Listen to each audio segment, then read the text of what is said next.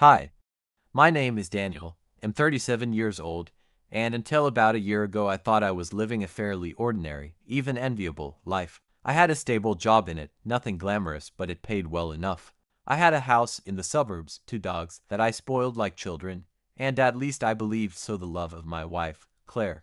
She was 34, a nurse at the local hospital, and the person I had known since college.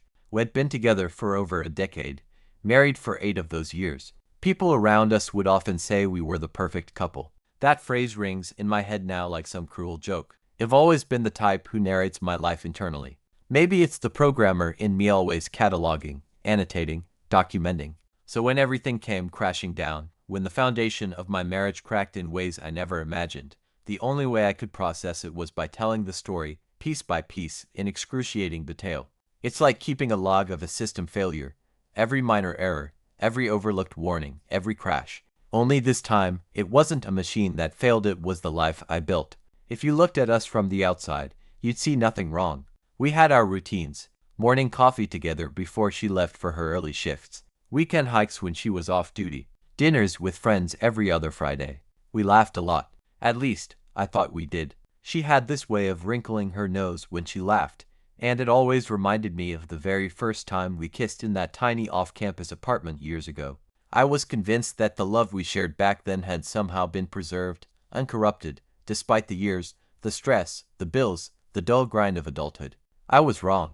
The first signs were subtle. She started working more doubles. At first, I didn't think anything of it. Nursing is brutal, and she was ambitious. Picking up extra shifts made sense financially, and I admired her dedication. But after a while, I noticed the hours didn't always add up. She'd say she was getting off at midnight, but sometimes she wouldn't get home until 2 in the morning. Her explanations were vague: a patient emergency, paperwork ran long, staffing issues. Plausible, always plausible. I'm not a jealous guy by nature. I'd always trusted Claire completely. In fact, I prided myself on being the opposite of the stereotypical insecure husband. But one night, something cracked. It was a Tuesday. She'd texted me that she had to stay late, and I went to bed alone around 11:30. At 1:45 a.m., I woke up to the sound of her car pulling into the driveway. Out of sheer habit, I glanced at my phone. No new messages, no updates, just silence until she walked in, smelling faintly of perfume, hers, but heavier than usual, layered with something else I couldn't quite place. When I asked how her night was, she gave me a one-word answer and disappeared into the shower. That was the first night I let suspicion in. I told myself not to spiral.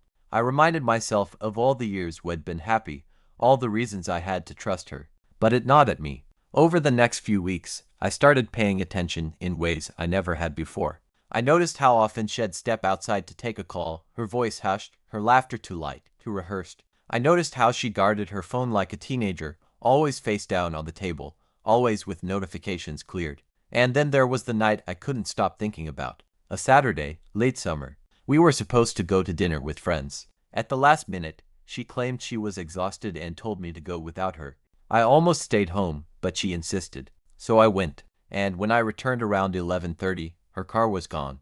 I sat in the driveway for a long time, just staring at the empty spot where her car should have been. My mind tried to generate excuses for her. Maybe she went to grab food. Maybe she went for a drive to clear her head. But when she finally came home after 1 a.m., hair slightly mussed, cheeks flushed, and smelling not of antiseptic or long shifts but of wine and cologne that wasn't mine, something inside me quietly shattered. I didn't confront her right away. Part of me was terrified of the truth. Another part wanted proof. I thought about hiring a private investigator, something I'd only ever seen in movies. Instead, I did the one thing I never thought I'd do. I checked her phone. It happened by accident. Or maybe I just tell myself that. She was in the shower one morning, and her phone buzzed on the nightstand. A message preview flashed on the screen before it disappeared. Just a first name, one I didn't recognize, followed by the words, "Last night was amazing. Can't stop thinking about you." My chest went cold. My hands shook as I picked it up. For years, I had never even thought about snooping. But in that moment, it felt less like snooping and more like survival, like grabbing the nearest branch before you drown. What I found over the next 15 minutes is burned into me forever. Dozens of messages. Jokes, confessions, late-night plans. Pictures. Not explicit ones, but intimate enough. Him sending selfies from a car, her replying with hearts, her writing things like, "I wish I could just fall asleep in your arms tonight." I don't remember putting the phone down. I don't remember sitting back on the bed. All I remember is staring at the wall, hearing the shower run, and realizing that the life I thought I was living was nothing but a projection, a carefully crafted illusion. When she came out, wrapped in a towel, smiling at me like nothing was wrong, I felt like I was watching a stranger. I didn't say anything that morning. I couldn't. The words were stuck in my throat like glass. I went through the motions, made coffee, asked about her schedule, kissed her goodbye at the door. She looked me in the eye, kissed me back, and walked out. It was such a normal moment, so painfully ordinary, and yet I felt like I was observing it from somewhere outside my body. The rest of that day, I worked like a machine, my code editor open but my brain looping the same lines over and over. She's cheating. She's lying. She's not who you think she is. It wasn't even jealousy, not yet. It was grief. The kind of grief you feel when you realize someone you love has already died, and all that's left is a shell pretending to be them. That night, I stayed awake long after she fell asleep. I lay there, staring at the ceiling, listening to her breathing, wondering if she was dreaming about me or about him. The thought that she could be lying in my bed, in our home, while her heart was somewhere else, it twisted me in ways I can't fully explain. I hated her. I loved her. I wanted to shake her awake and demand answers. I wanted to pretend none of it was happening. For the next week, I lived in limbo. Every smile she gave me felt counterfeit. Every hug felt like a cover-up. I started noticing more details, little cracks in the facade. The way she checked her phone in the bathroom, how she suddenly took more care with her makeup, the new lingerie I had seen before. I caught myself staring at her when she wasn't looking, trying to memorize her, like maybe I could find the version of her I used to know hidden somewhere beneath the lies. And then, one Friday night, I broke. We were sitting on the couch, halfway through some Netflix series neither of us really cared about. She was scrolling on her phone, smiling faintly at the screen. That smile, it was the same one she used to give me when we were first dating. And seeing her give it to someone else, even through a text message, was unbearable. "Who are you texting?" I asked. My voice was calm. Too calm? She froze for half a second, then tilted her screen away.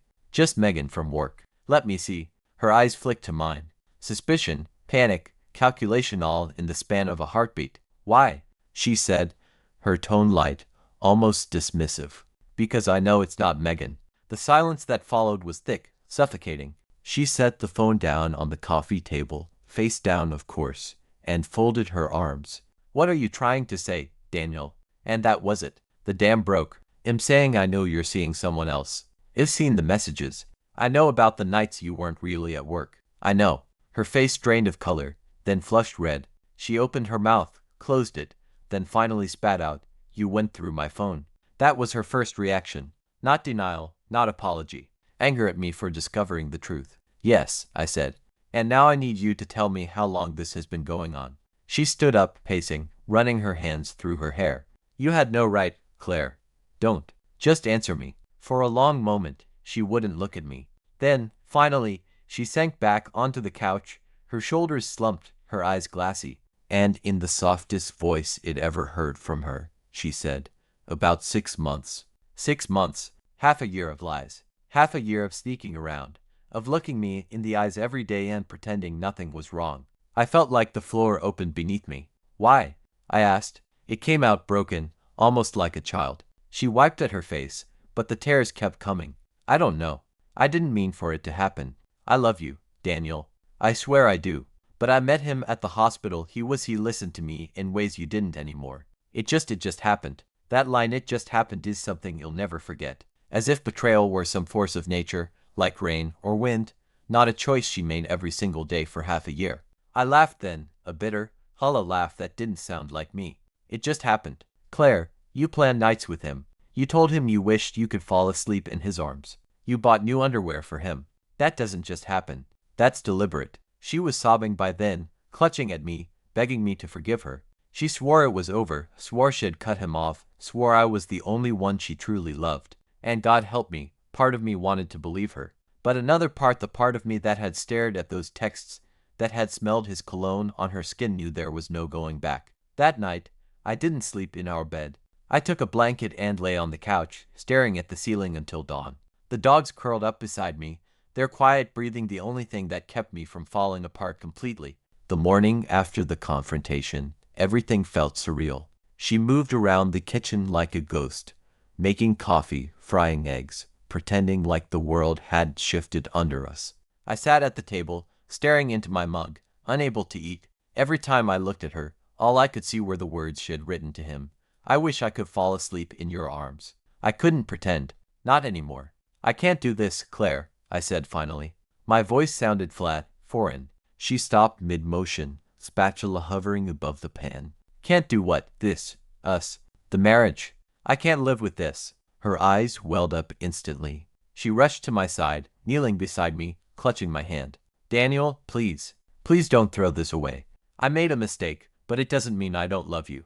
We've built a life together. We can fix this. I pulled my hand away. It wasn't a mistake, Claire.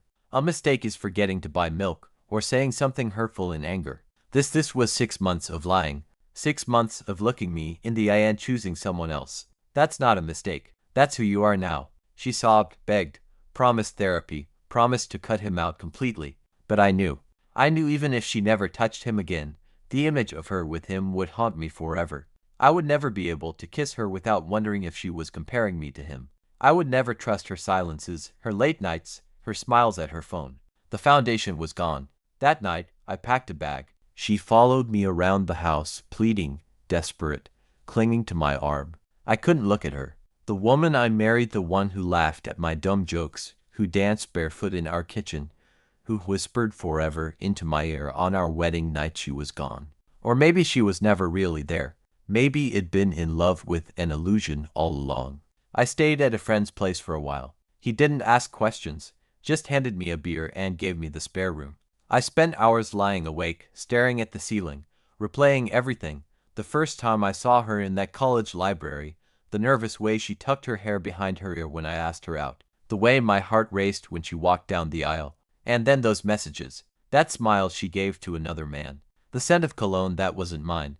We filed for divorce a month later. She tried to fight for reconciliation even then, sending me long letters, asking me to remember the good times. But every word felt like poison. I couldn't go back. The process was brutal, splitting assets, dividing furniture, untangling the life we'd woven together. The dog stayed with me. That was the one battle I refused to compromise on. She didn't fight me on it, maybe out of guilt. I watched her carry boxes out of the house one afternoon, and when she drove away, I felt something inside me finally exhale. Not relief, not exactly. More like the end of anesthesia, when the pain rushes back but at least it's honest. The months that followed were dark. I won't pretend otherwise. I drank too much. I stopped going out. Friends tried to pull me back into the world, but most nights I just sat with the dogs, scrolling endlessly, numbing myself with meaningless distractions. There were moments I wondered if love was just a scam, a collective delusion we all buy into until it breaks us. But slowly, so slowly, I barely noticed at first, things began to shift. I found comfort in routine, morning runs, cooking meals for myself, reading books I'd abandoned years ago. I reconnected with old friends, people I drifted from during the marriage. I went to therapy, and for the first time in my life, I said out loud the things I'd been too proud to admit. That had neglected parts of our marriage too, that had taken her for granted in small ways. That love isn't a shield against loneliness. It didn't excuse what she did. Nothing could. But it helped me understand that healing wasn't about assigning blame, it was about reclaiming myself. A year later, I still think about her sometimes. Not every day, not with the same crushing weight, but in passing. I'll hear a song we used to dance to, or smell the faint trace of her perfume on someone else, and for a moment, the memories flood back. I let them. They're part of me, part of the story of who I am now. And who am I now? I'm Daniel, 38 years old, divorced, scarred, but still standing. I'm someone who knows what it feels like to lose everything you thought was safe, and to survive it. I'm someone who understands that love isn't always forever, but that doesn't mean it wasn't real in the moments it existed. Sometimes, late at night, I catch myself wondering if he'll ever trust again, if he'll ever let someone close enough to risk this kind of pain. The truth is, I don't know. But I do know this. I'd rather face the uncertainty of the future than live one more day in a lie. And maybe that's the lesson buried in all of this, that sometimes the worst betrayal isn't what someone else does to you, but what you do to yourself when you refuse to see the truth. I see it now, clearly. And though the road ahead is uncertain, at least it's mine to walk.